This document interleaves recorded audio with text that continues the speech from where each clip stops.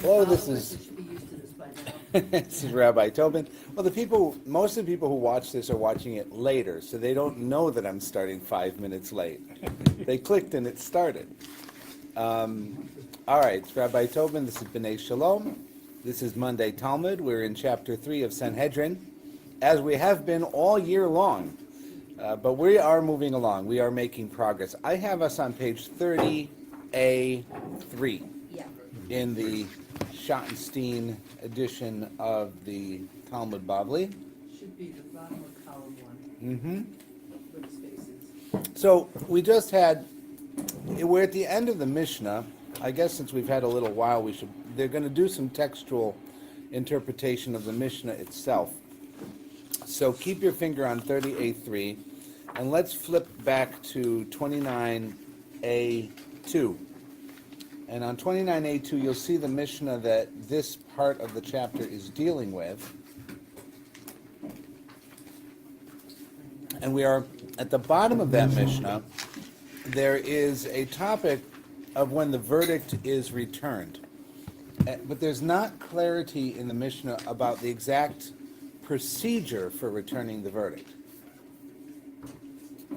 That is to say, we have spent a fair amount of time talking about, hello, I'm so glad you're here.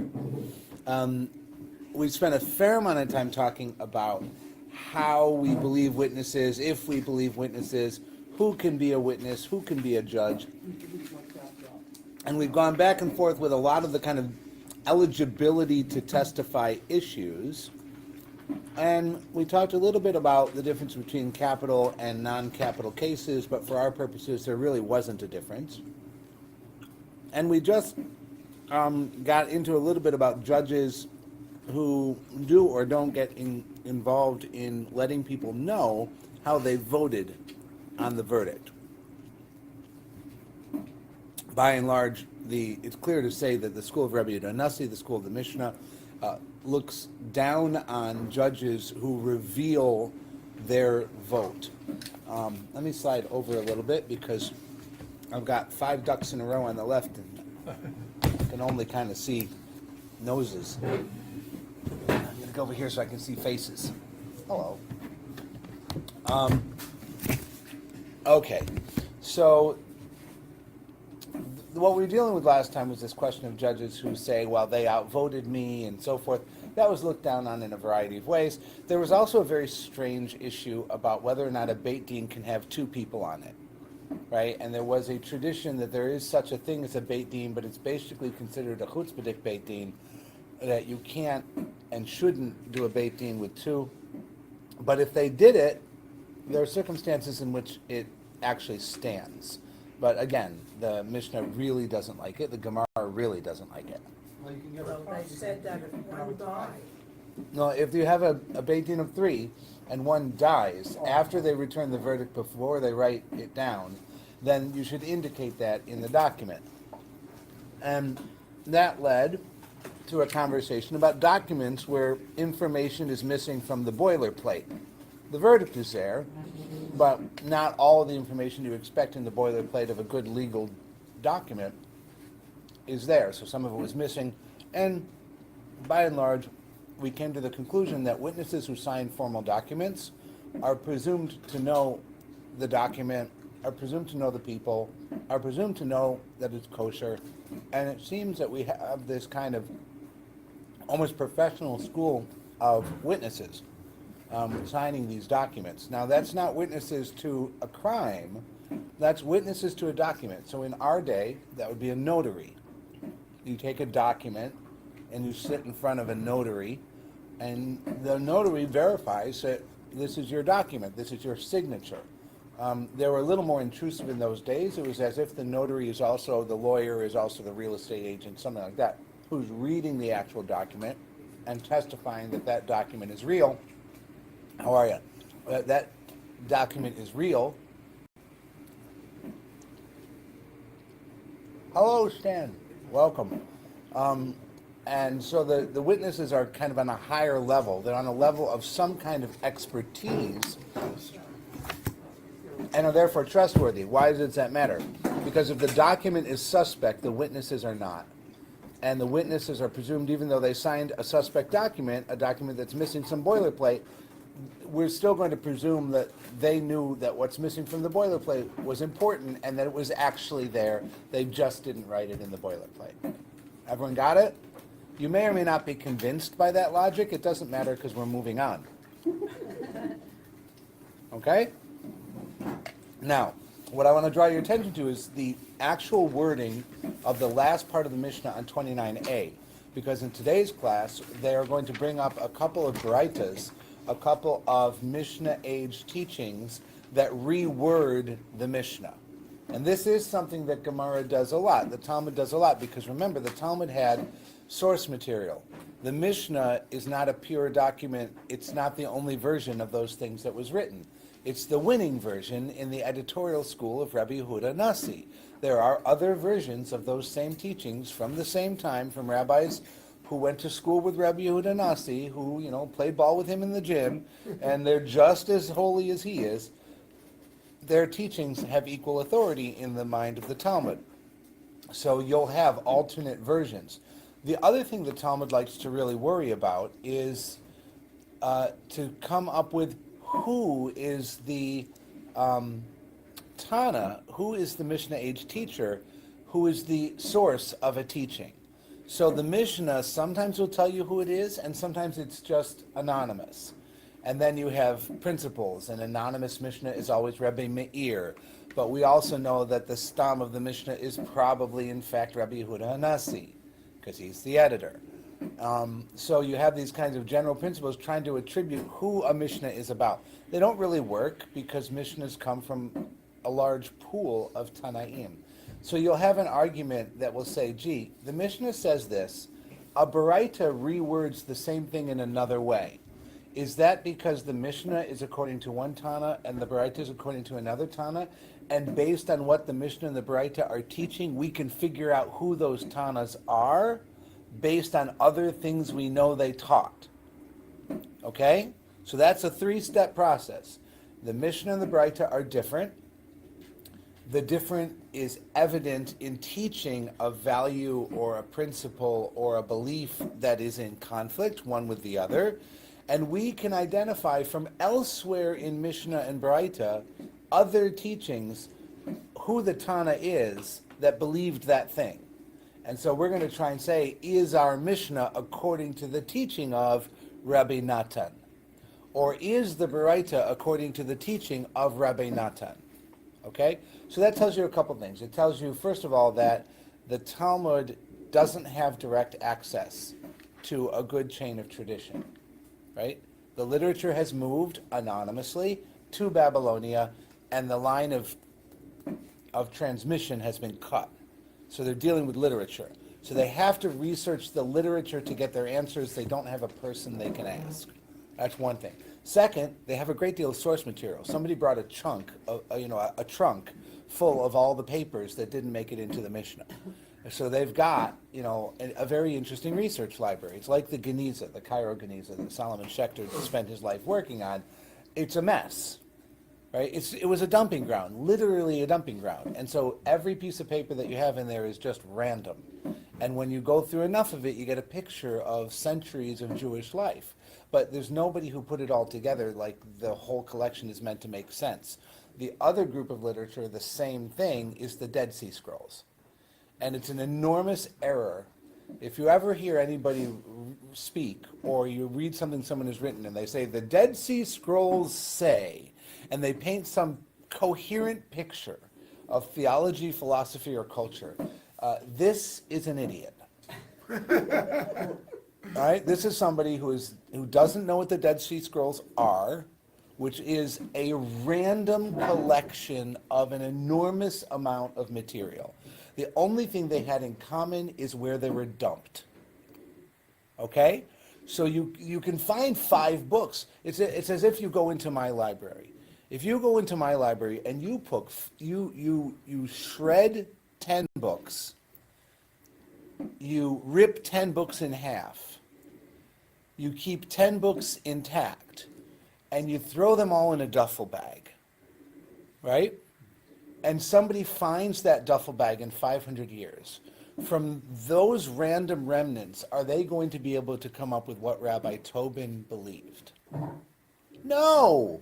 What happens if they found my science fiction books, or or some of the books that were preserved were in my Christian section in my library, Your baseball cards. or my baseball cards, or Kierkegaard, worse, Nietzsche, right? And they start reading, thus spoke Zarathustra, and oh my God, these rabbis in West Orange, the things they believed. You can't tell anything by the random remnants of a library, except for that those things existed. But you can't paint a holistic picture. The Talmud in this section is going to try and do that kind of work. I have a Mishnah, I have a Braita, they are in conflict.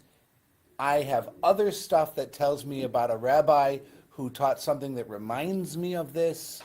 I'm going to put them together and see if this is, and the phrase they're going to use is, according to Rabbi X.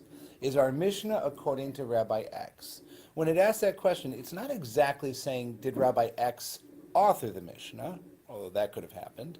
They're really asking, is it consistent with the beliefs, principles, and arguments of Rabbi X that we know, right? Because that's important, because then when you apply the Mishnah to a new case, a fourth level of work happens. And that is, if you believe the Mishnah is Rabbi X's logic, you're going to apply Rabbi X's logic to the new case, which means Rabbi X's teaching from somewhere else really has the authority over the Mishnah in that case, because you're going to apply it according to Rabbi X. If you undermine that, you don't apply it according to Rabbi X. And it can have very significant differences in how the halakha comes out. Okay? Question. Well, you said before about the Dead Sea Scrolls, fascinated me. I don't want to get too far off topic because I know we're really good at that. Mm-hmm. But just quickly, I didn't realize that the Dead Sea Scrolls are not a coherent. No, they're a dumping ground. Literally, people put stuff in a hole. Yeah, but to save it, in other words. You don't know that. Well, Maybe the person who put it there to get rid of them. It's a presumption that they were put there to be preserved. the presumption is based on the coming invasion of the Romans, and these were Pharisees. But and we have texts that are Sadducees. older than the invasion of the Romans. Okay. Does that mean that they had old books in their library and they saved them with the new ones? Yeah, there's multiple caves. The pottery is different. Some of them are preserved, some of them aren't. Some of them is just papers wrapped in understand. cloth. It's not. I don't think it's been proven credible that a single group of people owned all those texts. That's right. And put them into those caves at a single point in time. Well, I think you the have- book that I read said it was. I think you have multiple people who contribute multiple texts from multiple libraries over a period of time that goes into multiple Yeah, caves. but it was all the way in the mountains. Why would they? It's put not it in the there? mountains. Well, It's we it's don't about know. it's about 100 yards off the main road. It's very easy to get to. Okay. I've taken people there. Yeah, we got there. It's very easy. If you look at the pictures, don't think that the caves you see in the Stone Mountains are Qumran. Those aren't Qumran. Those are just caves. The Qumran caves are actually in the sand kind of hills and dunes that are right down by the road. So it's tricky to get stuff in there because you can't climb up because it's Scrabble rock kind of stuff. You have to lower yourself down to get in. So they put it there because they didn't want it in whoever's hands. Right. But we don't have an eyewitness testimony saying we will now preserve these because, and we don't have a legacy testimony saying our ancestors preserved them because. So we really are guessing. And a lot of those books are completely in conflict with each other. I mean, they're just, and they're all over the place as far as what their topics are, what their style is, what the syntax, what the Hebrew. I mean, it's. What is it in Aramaic?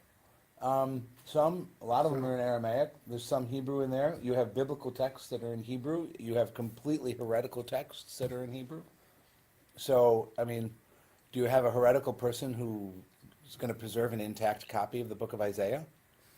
Right? Is that going to be their priority? Or do you have a heretical person who owned a non-heretical person's version of Isaiah in their library? Like I have heretical books in my library? Right? Or did you have a pure person who had heretical books in his library? Right? So when you get the sons of man and the son of light and the son of dark and all these kinds of apocalyptic works, Right. does that reflect the core community that put those books in there? Or is that the heretical stuff that the pure community owned? Or was it a synthesis? And anybody who says that they've got a whole easy picture of that is fooling themselves, and they're trying to fool you, because there's simply not evidence that there's a coherent community reflected in that literature. When these documents were found, it was possible over time to translate them, obviously. Well, yes, that turned into a But big that- political, but academic people can issue. contribute It's all- whatever they want to. It's all available to scholars now. Everything has been scanned and made available digitally. You don't need to go to the libraries and pull out the drawers and look at the manuscripts anymore. It's all available. So what happened is early on, one or two scholars owned the materials, and they painted very coherent pictures according to their own individual theories. Almost all of the first generation of scholarship of the Dead Sea Scrolls has been debunked. All right, Almost all of it. interesting.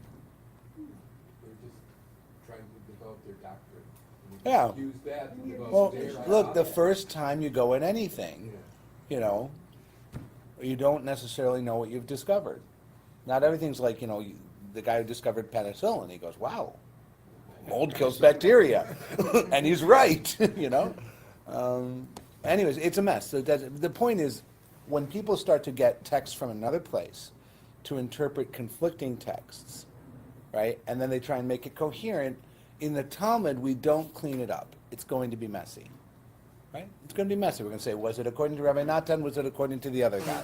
And then sometimes they'll even flip. Well, maybe the Mishnah was according to that kind of thing. And we're just going to play it back and forth. So here's the original text.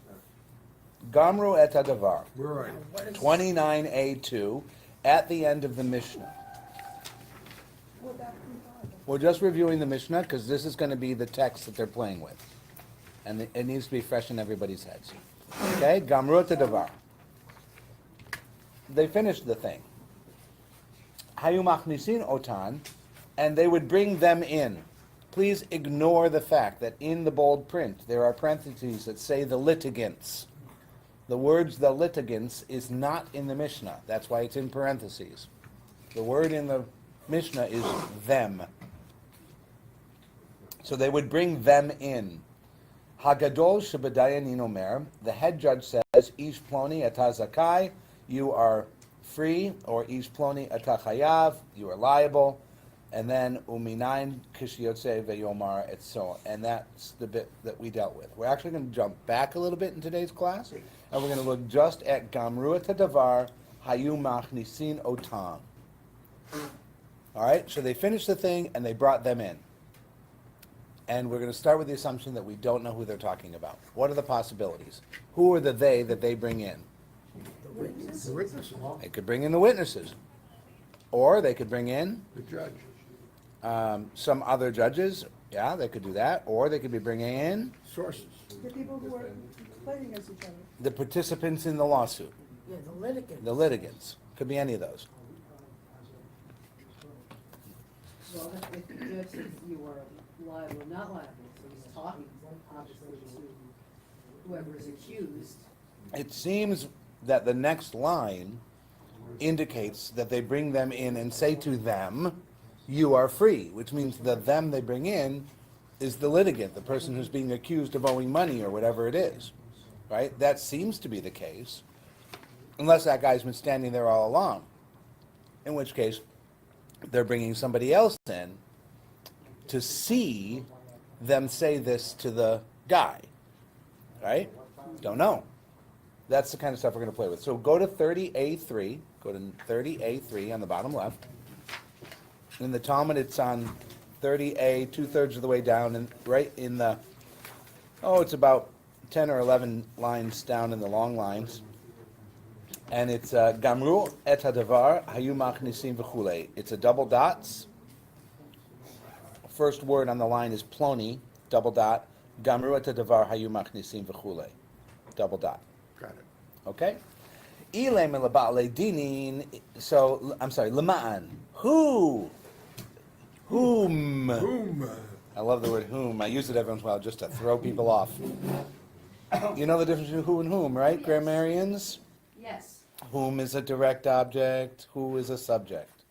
If it happens to whom, who does what to whom? Whom cares? Who cares? That's good. Who cares about whom? Are we still on this? I'm sorry, are we still on the same page? Yes. Ilema, levaldinin, if you say that it's the litigants, hatam kayame. So this opinion in the Talmud right here is going to say, if you say they're bringing in the litigants, which is what Bonnie said, it says that doesn't make any sense. They've been standing there the whole time. All right? Now that's a presumption.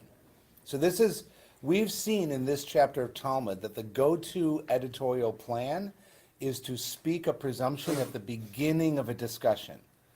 And we have discovered most of the time that presumption comes from a baraita or something that is going to show up in a little while in this section of the Talmud. Right? So the editor in this chapter of the Talmud will very frequently take some final baraita and anticipate it by presuming that being the case at the beginning of a discussion. That's kind of what's happening here.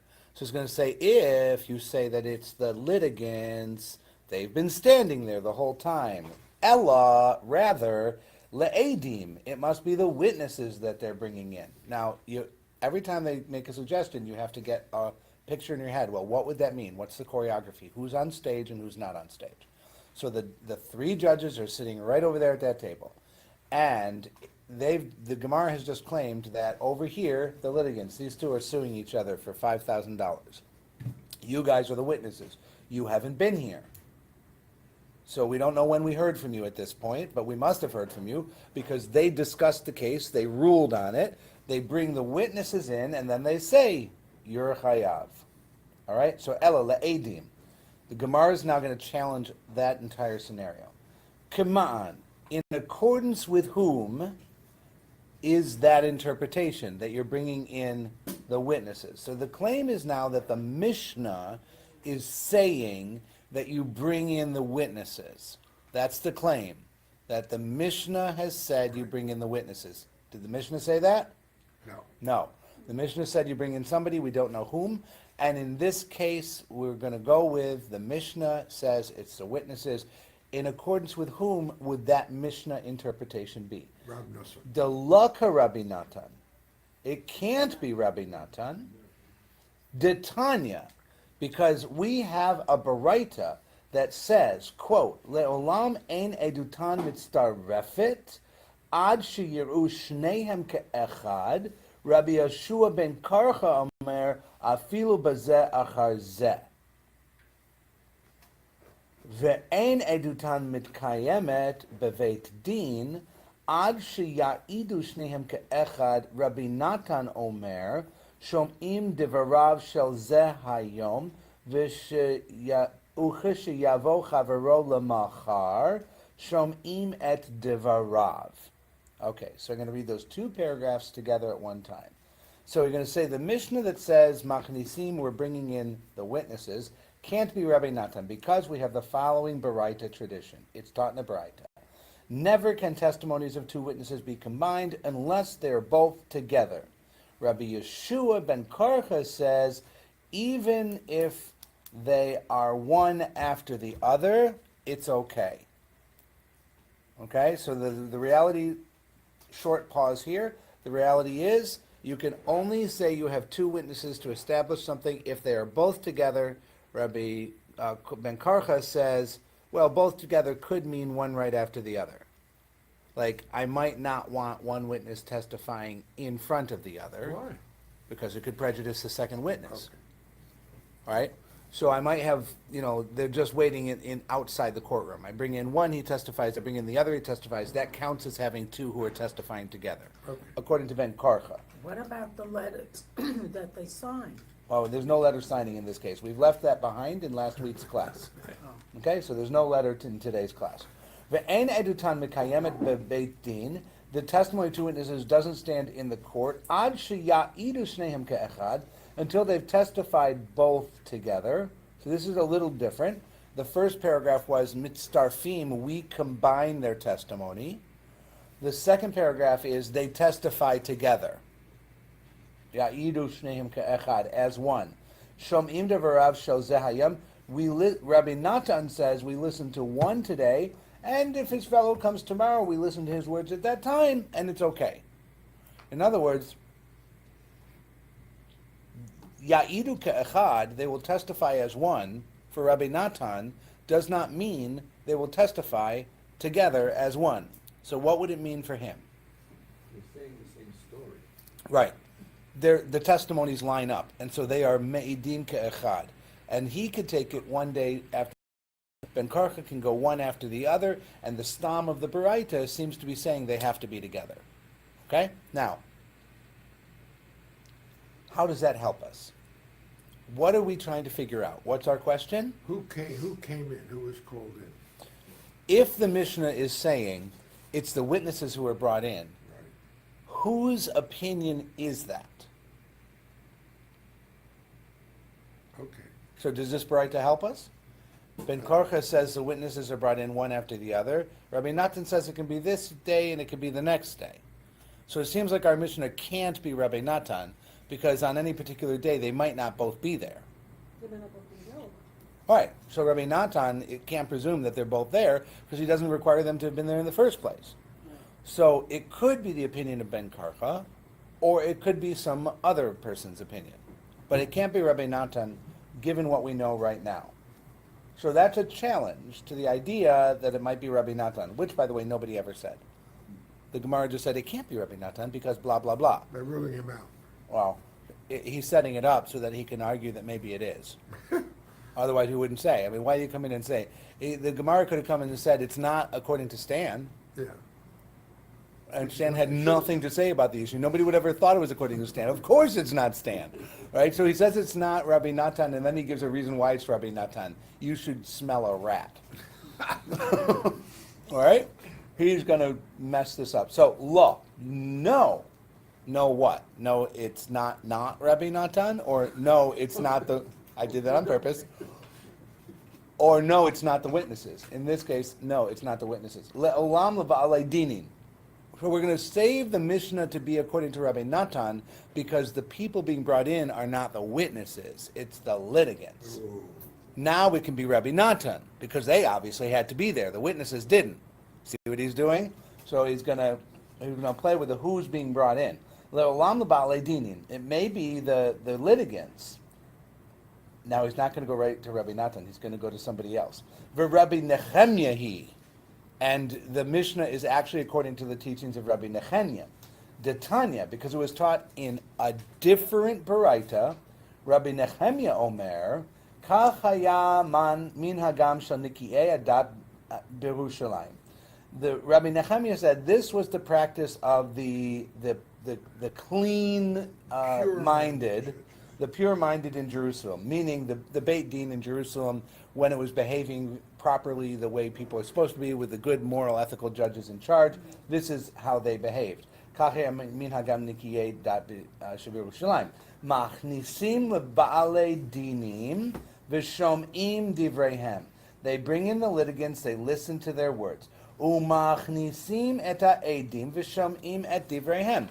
And then they bring in the witnesses and they listen to their testimony. Umotzi'in otan lachutz, and then they send them out of the courtroom. V'nosim v'notnim b'davar, and they debate the matter. Gamru et davar umachnisim otam. They conclude the matter and they bring them back in. Who's them? All right. So the Baraita of Rabbi Nehemiah also doesn't say who the them is. All right, but it seems to be they brought litigants first, witnesses second, while the litigants were still there, sent them all out, discussed it privately, came up with their verdict, and brought them all back in. Notice this Baraita actually has all the words of the Mishnah. Right? Gamru et davar, machnisim otam. So it's very possible that our Mishnah is a trimmed down version of this Baraita, in which case it would be Rabbi Nehemiah. That's entirely possible. This is actually looking like a pretty good possibility.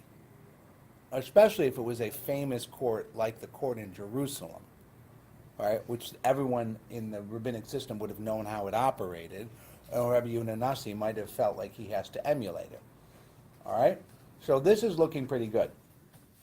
Except, V'hatanya, but it was also taught in Baraita, Gamru et davar machnisim et ha'edim. We have another Baraita that actually says it's the edim. They finish their negotiations and they bring in the witnesses. But not in anybody's name. They don't say who said that. Hahi delo ka Rabbi Natan. That Baraita is not in accordance to Rabbi Natan. What does that mean?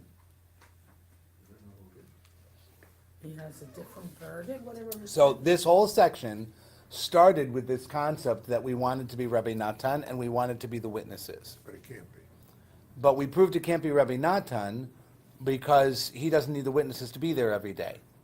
So then it said, well, maybe it's Rabbi Nehemiah, where we have this well-known principle that people are in and out. Well, the challenge against Rabbi Nehemiah is I actually have a third Baraita that says explicitly that it's the witnesses that are brought in. And the answer to that is, yeah, but Rabbi Natan, who's also a Tana, doesn't have to agree with that Mishnah, that Baraita. So that's not Rabbi Natan. That's actually a ridiculous answer because Rabbi Natan is not on the hot seat at this point. Rabbi Nehemiah is.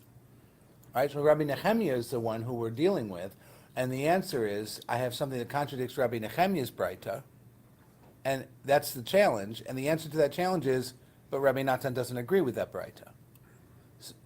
So this is bad editing. This is just a bad sugya in that sense. It should have been Rabbi Nehemiah disagrees with that Baraita, or Beit Din Elyon Shel Yerushalayim doesn't agree with that, or something. But instead it comes back and it just says the Baraita about Edim, which contradicts, the Baraita about Edim contradicts our Mishnah. So let's flip it. So what was the editor of the Gemara's problem? The editor of the Gemara's problem was he has a Mishnah that says Machnisin Otan, but doesn't say who it is. And he has a very clear Baraita that says it's the Edim. Right. That should be a home run. Yeah, but he also has a comment that it's not just the Adim, it's also the litigants. Okay, let's take Nehemiah out. Okay. Let's start with just this Baraita that says it's the Edim. So I would say I have a Mishnah that doesn't say who it is, and I have a clear Baraita that says who it is. Therefore, the Baraita and the Mishnah should go together. They should be consistent. They should be considered to be two feathers of a bird, right? All right. So we should be understanding that that's the halacha. The problem is that the editor of the Gemara seems to be really enamored of, approving of Rabbi Natan's principle. And Rabbi Natan's principle is you don't need both Edim there when you finish the case. In which case, this Baraita and this Mishnah can't go together. That's the problem that the editor has on his desk when he crafts the order of this back and forth. So he goes back and he says, first question, who is it? And if you say it's the Edim, then could you say it's according to Rabbi Natan, right? Well, you can't because Rabbi Natan has the Edim here and there. So in fact, it has to be Rabbi Yirmiyah because he has this Jerusalem principle that says who it is. And then, now, but wait a minute, I've got this Baraita, by the way, that says it's the Edim, but don't worry because that's not Rabbi Natan just disagreed with that Baraita. So that little piece there really should have been in front of Rabbi Yirmiyah. Hi, good morning. Good morning. Looking for a meeting? Yes. Probably in the chapel. Sorry. Keep going. Okay? So if I'm the editor, I take this last two-liner and I put it in front of the second Baraita and I have it at the end of Rabbi Natan. So Rabbi Natan shows you that you don't need to have the witnesses present, and you say, but I have another Baraita that says they actually bring the witnesses in, and then you say, well, Rabbi Natan disagrees with that. So who's the Mishnah according to?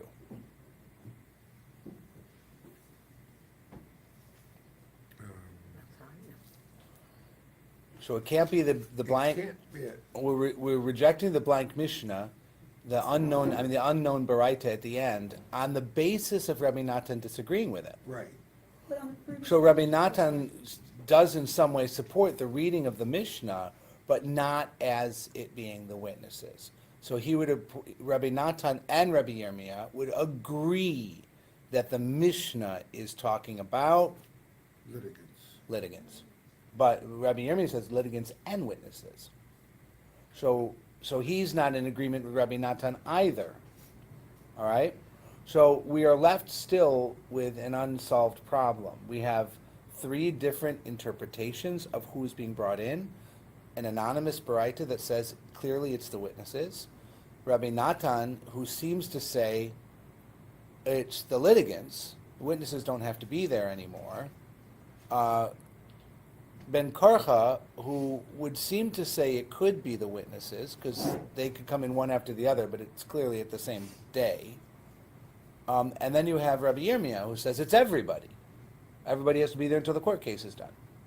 Okay, right. And those are all Bryces.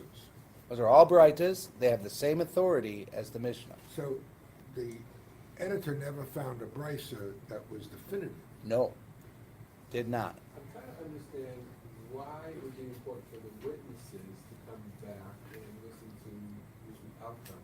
Mhm. In the sense, I think the important thing is that the litigants know what was the decision, and the witnesses don't seem to be an important aspect to this. Right. One of the interpretations to answer your question that is in the literature around this is that the witnesses whose testimony drives the verdict repeat their testimony in front of everybody, in which case they would be very important.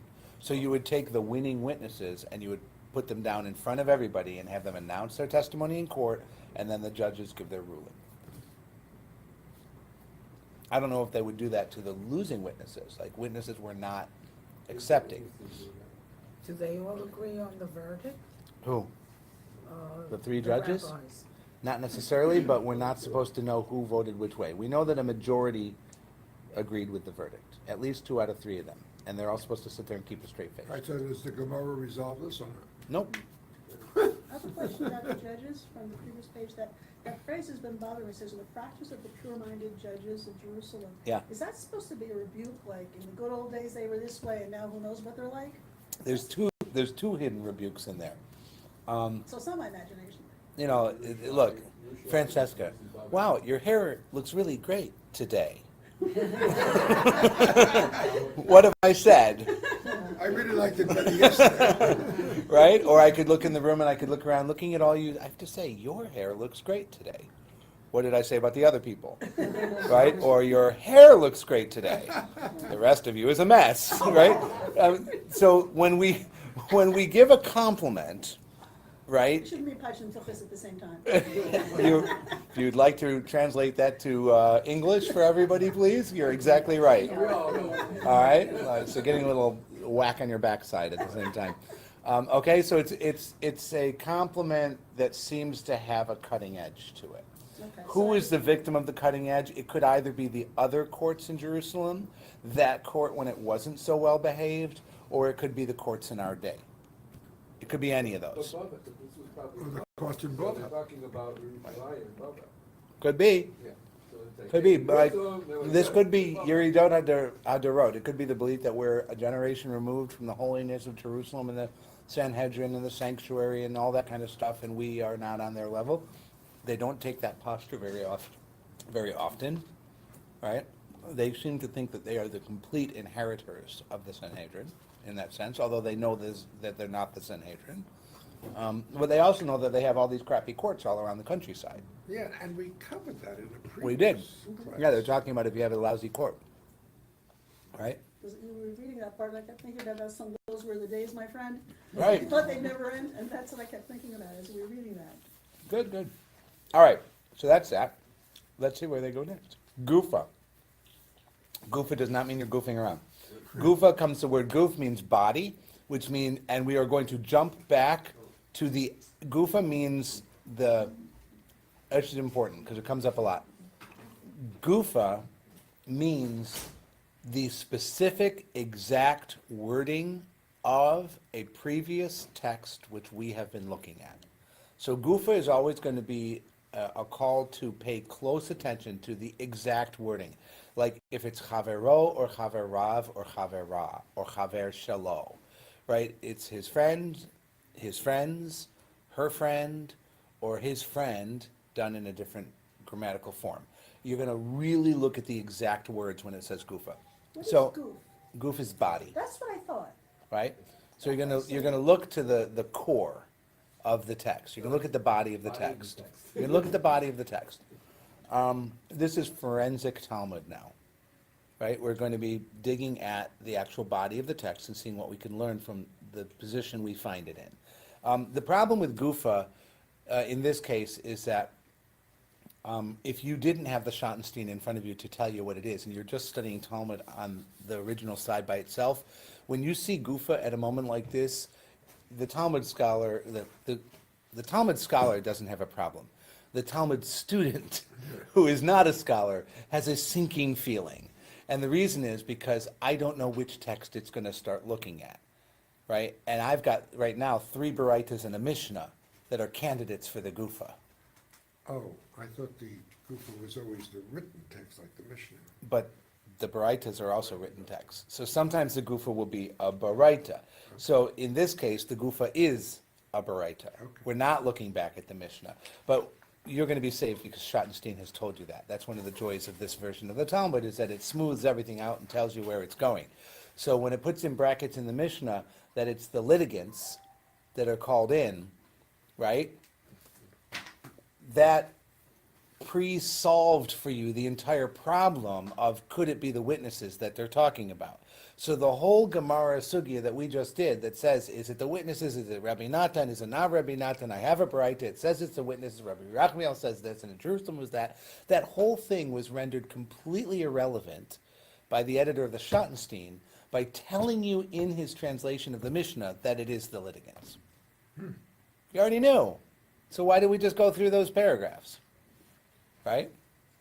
So that's the blessing of the Schottenstein, and that's the curse of the Schottenstein, is they make it easy. The problem is they make it easy. They give you spoiler alerts. It's all spoilers. Who was Schottenstein? Schottenstein was the funder behind the Art Scroll thing. It was a family, I believe, in Columbus. I think they were in Columbus, Ohio. There's a Schottenstein family there that's behind a lot of this, but it's a large family, and they're very, very, very generous. They're not the scholars behind the work. The Art Scroll Publishing House they're the money. That's the dedication Why there. don't we put witnesses in parentheses? It is the direct translation. It kind of, it shouldn't be. Where in the Baraita? Yeah, there's they're run in a ton, most of it. Their testimony. Edutan means their edut. Yeah, okay. Okay? It's a ton is testimony. Yes. Right? All right. So now let's look at what the Gufa says. Gufa. Le'olam ein edutan mitztarefet. Never can the testimonies of the witnesses be combined. Ad sheyir'u shnehem ke'echad, unless both are together. All right? Is that what the Baraita said when we read it? Let's see. Let's go back. On 30A3, top right, 4th line. 30A3, top right, 4th line. Le'olam ein edutam mitztarefet. Ad sheyir'u shnehem ke'echad. Yes. Okay, so we have a good direct quote.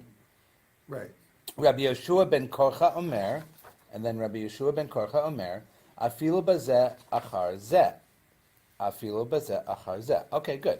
So that is, in fact, the Baraita that we're going back to be the Gufa of. Okay. Okay? And then our Baraita went on, ve'ein edutan mitkayemet beveit din, but it's not going to pick up that piece here in the Gufa. It's going to say, b'mai kami palge, what do they disagree about? All right? And who's the they? Rabbi Yeshua ben Karcha and who? We don't know. Hasn't been introduced. So I guess we're going to have to assume the Rabbi Natan thing at the end about the witness today and the witness tomorrow as being presumed knowledge for this conversation. Not clear. So what are they arguing about? I baye emakra. If you say, if you want, I can say, I bait ema savara. And so I bait ema kra, I bait ema savara.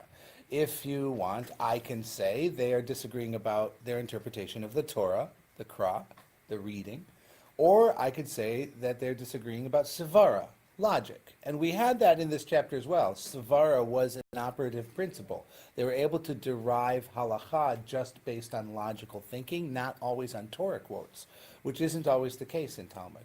The idea that good thinking can produce halacha is not always the go-to plan. Usually it's quote a verse, with or without good thinking. Right? All right? So which is it? Are they disagreeing because of their logic, or are they disagreeing because of something in the Torah that they disagree about?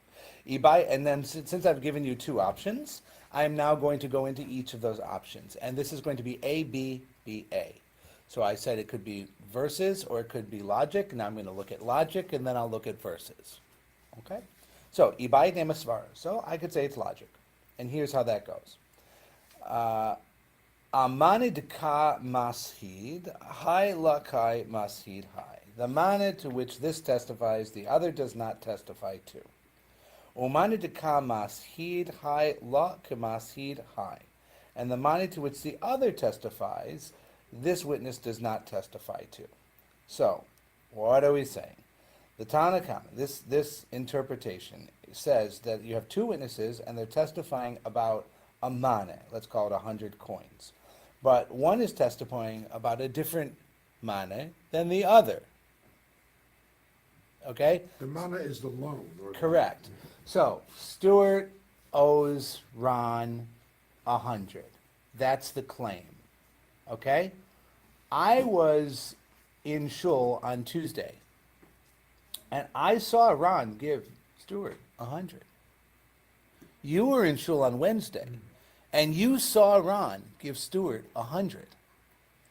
You and I can both honestly testify that Stuart owes Ron 100, but we're in fact testifying about two different incidents. Right, Therefore, we are not testifying on the same thing. right. And our testimony is insufficient to prove anything. Okay, Get it? yeah, Everyone got it? sure. In the Aramaic, it doesn't sound that clear. Right? The mana to which this testifies, the other does not testify, and the mana to which the other testifies, this does not testify. V'idach. But okay, so that would have been the first person. So who would that have been? That would have been in the Baraita. The two witnesses are never combined unless they sheyir'u shnehem ke'echad. Now look at that. Look in the Baraita. Remember, it's a gufa. We're going to look specifically at the words. Two testimonies are not combined unless they see the two of them together. Now, we thought that meant the judges see the two of them together in front of them. This interpretation says they need to see The loan. the thing together. The witnesses need to see the. Correct. It's just a plural verb that means they see. We don't know who the they is. They need to see together. Whatever. They need to see together, At the same time. presumably. Both of them see it on Tuesday, not Tuesday. Correct. Whether or not they knew the other one was there is a whole different conversation. But the two of them have to be seeing the same thing together on Tuesday. That's the point. So that doesn't have a person's name attached to it. And Ben Karcha now, according to this interpretation, so the first person would say the two have to see together, but the other Tana, which is Ben Karcha, Amani ba'alma tarvaihu kamisahade. Both are actually testifying concerning a general debt of 100, and therefore their testimonies can be combined. What does that mean? That means I know for a fact that Stuart owes him 100. And the other guy says, I know for a fact that Stuart owes him 100. Those two testimonies can be combined. I saw Stuart receive 100 from him on Tuesday, and I saw Stuart receive 100 from him on Wednesday. Those two cannot be combined. Right. But if I say in general, yeah, he owes him $100 for sure, that the two general statements could be combined. Because at this point, you know he owes him at least $100. Does that work normally? That shouldn't work normally, because they're really separate testimonies. So Ben Korcha, what's that? So Ben Korcha seems to be of the opinion that as long as they're testifying general to the amount of the debt, they can be separate, it can be one or the other, it can even be two loans, we're gonna be able to enforce the 100. That seems to be what they're saying here. Okay. It's not a good argument, it goes against most rabbinical logic. The Gemara now explains how the dispute may center on an interpretation of a verse. So if it's Savara, that's what the disagreement in the Baraita must be. If it's logic, that must be what their disagreement is. Now, if it's a Torah verse they're arguing about, this is the way it would go. Ibait ema kra, if I say it's a Torah verse, dichtiv, here comes my verse, it is written, v'hu eid o ra'a o yada.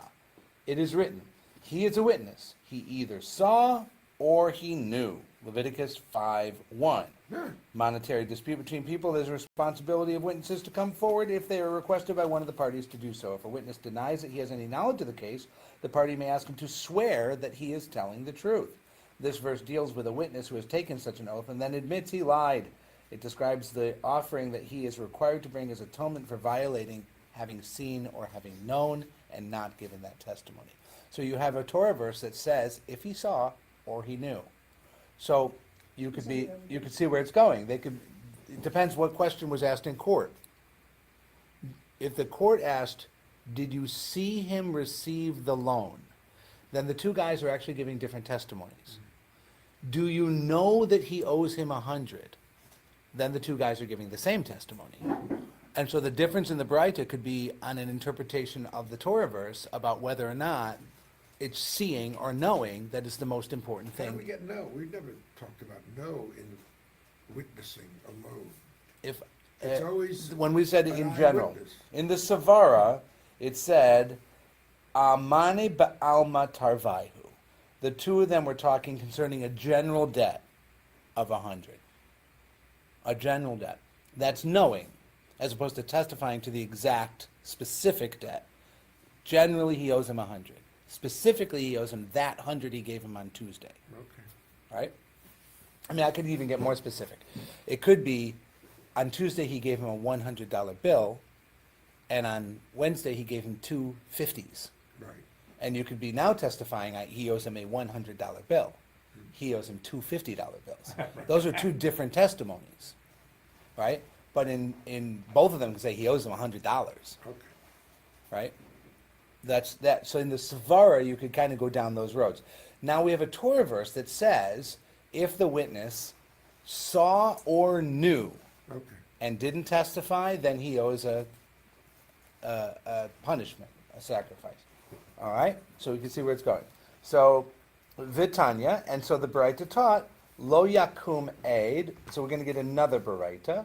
Lo Yakum Aid, oh, I'm sorry, Mimashma Shenemar, as it has been stated. Lo Yakum Aid, Eni Yodea Shehu Echad, and I don't know that he is one, which one it refers to. Ma Talmud Lamar, Echad, why does it say one? Zet Bana'av, this creates the source. Kol Makom Shne'amar Aid, any place where it says aid. Hare Kan Shnaim, it means two. Ad She Yifaret Lacha HaKatuv Echad, unless the verse specifies the word one. Oh, come on. Hang on. So, if you prefer, I'm going to say that they disagree with the interpretation to a Torah verse. The verse is, he is a witness, either he saw or he knew. And behold, it's taught in a Baraita that, regarding another verse which says, one witness shall not stand. Once it has been stated, a witness shall not stand, do I not know that it is one witness that doesn't stand? Why then must it say one? And it has to say one to create a source for a general rule that any place where it says witness, it means two, unless it uses the word one. No, that's just wrong. But they wouldn't rule on one. And also the word aid is singular. Correct. Thank you. Don't let the facts get in the way of getting the job done here. All right? What are we trying to prove? We're trying to prove that the anonymous beginning of this Mishnah that says you can't combine them until they are seen as one, and Karcha says it can be one after the other, in which case you're not seeing them together as one. They have to have something they disagree about, because they're presumed to be legitimate, moral, ethical, learned people holding these opinions and having a difference. So they have to have something legitimate to base it on. If it's a Torah verse, then it's going to be the Torah verse that says, "V'hu aid o ra'a o yada." He is a witness, either he saw or he knew. And from that case, in that case it doesn't say echad, but in another verse, which isn't brought here, it says echad. So we have a Braita that says when it says echad, it means echad, and when it doesn't say echad, it doesn't mean echad. What does that mean? Well, it means two in witnesses, right? And there's a general principle that you need two as far as witnesses. So if it says aid and it's proving something, that really means two. All right. So they're not really, they're out on a limb, but they're not on such a limb. We've seen worse. When you're doing the dot, you know, when they have it literally confirmed, it says the object actually seen, is if one just hears, is that meaning? One what? If one just hears about it. In other words, you're not seeing what's going on, but If you're you, actually hearing. did you hear the loan take place, or did you hear about the loan?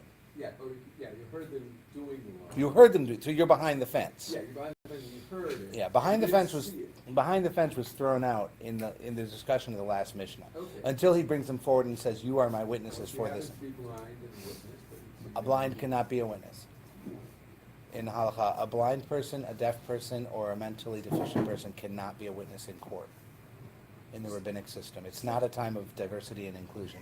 Oh, so they would, even if they couldn't say someone heard, because then you don't know, they didn't see it, so they don't know if it's actually a person. Yeah, and you don't know who the voice was, and Yeah. Well, I'm trying to understand your da. Why you have to say both and the da? You see it. well, it says o ra'a o yada, It's going, right? or Yeah.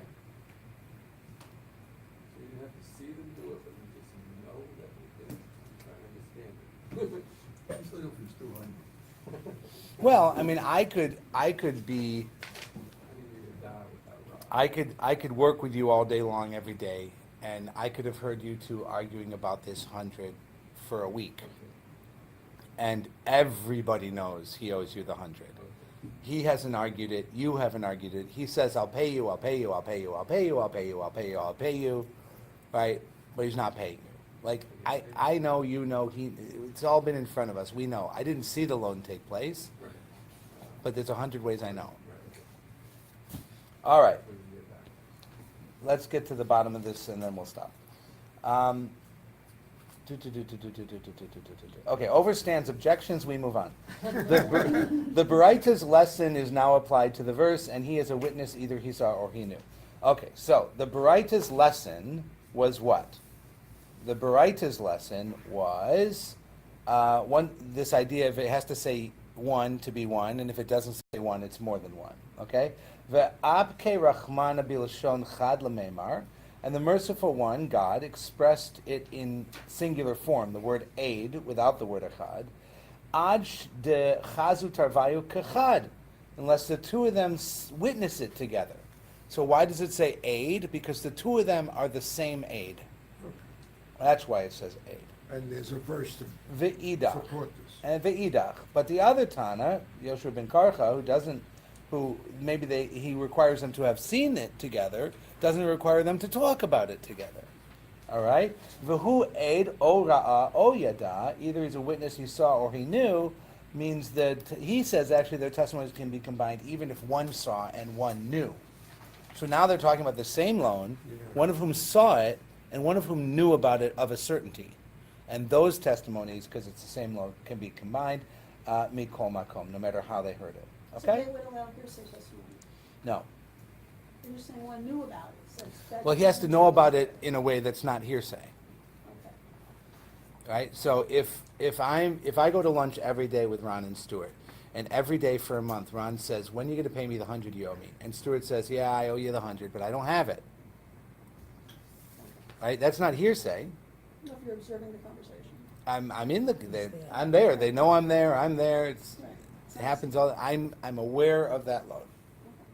You know, or it could be, you know, one guy saw Ron give him the 100, and then Ron walked around the corner with me to go spend the money on booze. Right? And Stuart's got the money. Sorry, Stuart, you're the drunk in this scenario. So Stuart comes around the corner. He goes, "Here's the 100 I got from Ron. Let's go spend it." Right? That's another way I would know that he could say, "I'm going to go borrow 100 from Ron," and then he comes back with 100 and says, "I just got this from Ron." So I didn't see the loan take place, but I certainly know that it happened. Okay? Okay, we are off next week, but you will be in Shul, I hope, because next Monday is Shavuot. And don't forget, second day of Shavuot, Monday, has Yizkor. So Yizkor prayers are in the service next Monday. Services at 9 a.m. And wish you a Yizkor Chag is Sameach. Monday or Sunday? Monday. Yizkor is Monday. And the first issue is Sunday. Sunday. Okay? Just a quick question off topic here a little bit. Jubilee, 50 years, that's the Jubilee, Rome.